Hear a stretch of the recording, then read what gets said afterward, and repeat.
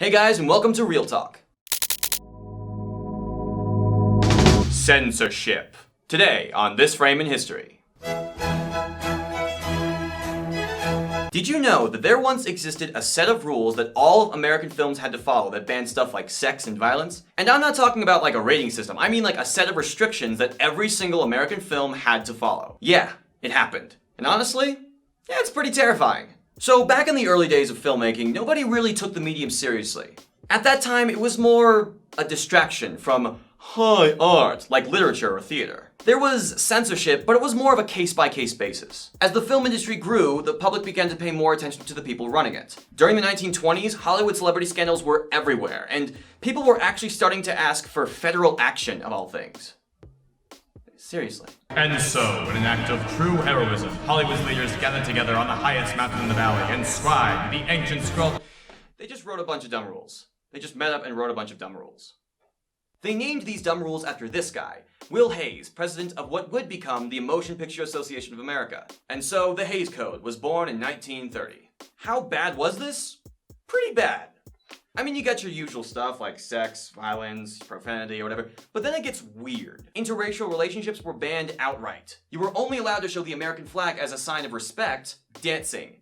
Even dancing. Any dancing that emphasizes obscene act. What does that mean? What does that even mean? Obscene act. Where is the sense in that? Oh, here's something. White slavery shall not be treated.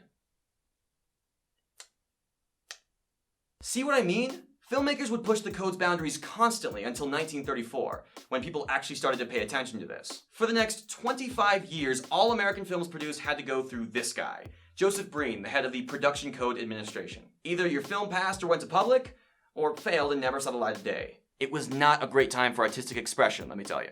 As the world entered the social upheaval of the 1960s, the film industry enforced the Hays Code less and less, until it was finally replaced with the rating system we know today in 1968. If I were to cut them some slack, I'd say the Hays Code was less anti-art and more anti-controversy. I really don't think this was done out of a distaste for expression, I think it was just to fill up theater seats. The closest thing we have to a Hays Code today is the PG-13 rating, as it's pretty much the borderline between adult-oriented and family-friendly content. Now, in all honesty, the Hays Code itself doesn't scare me. It was a different time in American culture, and I really don't think anyone was gunning for trashy, sexy cinema back then. No. The American film industry was so quick to cripple its storytelling boundaries out of just fear and nothing else. That is the terrifying part of this story. So, now that you know about the time Hollywood got scared and did something stupid, tell me, what was the dumbest thing you've ever done while you're scared? Let me know in the comments below, and please, be nice. Thanks for watching, guys. Make sure you like, comment, and share, and please subscribe. I promise you, great stuff is on the way. And check out other videos too. I think you might like them. Sometimes I wish I could trick-or-treat again. I miss that. Now I just watch crappy horror movies.